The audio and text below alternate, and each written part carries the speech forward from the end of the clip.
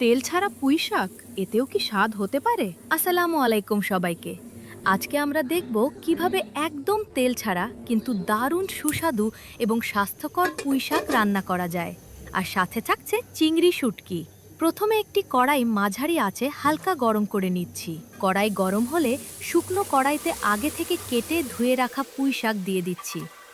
এখানে কোনো তেল দেওয়ার প্রয়োজন নেই। এরপর এর সাথে আলুর স্লাইস এবং পুঁইশাকের ডাঁটা দিয়ে দিচ্ছি। কাঁচামরিচ ও পেঁয়াজ কুচি দিয়ে দিচ্ছি।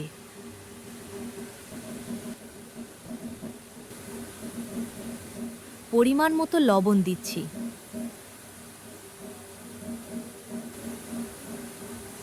সাথে পরিমাণ মতো হলুদ গুঁড়া এবং মরিচ গুঁড়া দিয়ে দিচ্ছি।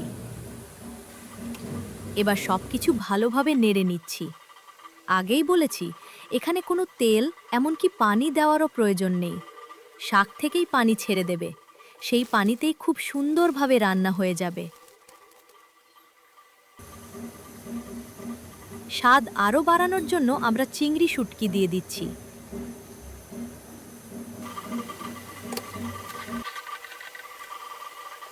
কিছুক্ষণ ঢেকে রাখব, কয়েক মিনিট অপেক্ষা করব।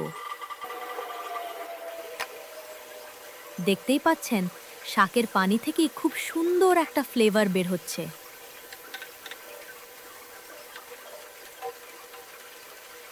শাকগুলো নরম হয়ে সেদ্ধ হয়ে এলে আবার একটু নেড়ে ঢেকে দিচ্ছি। কয়েক মিনিট অপেক্ষা করব।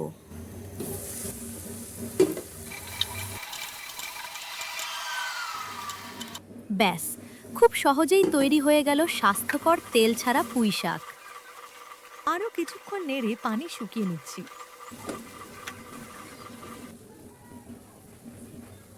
এবার একটি আলাদা পাত্রে নিয়ে পরিবেশন করছি। মাশাআল্লাহ, আপনারা বাসায় ট্রাই করে জানাবেন কেমন হলো। আর পরের ভিডিওতে কোন রেসিপি দেখতে চান কমেন্টে জানাতে ভুলবেন না। আল্লাহ হাফেজ।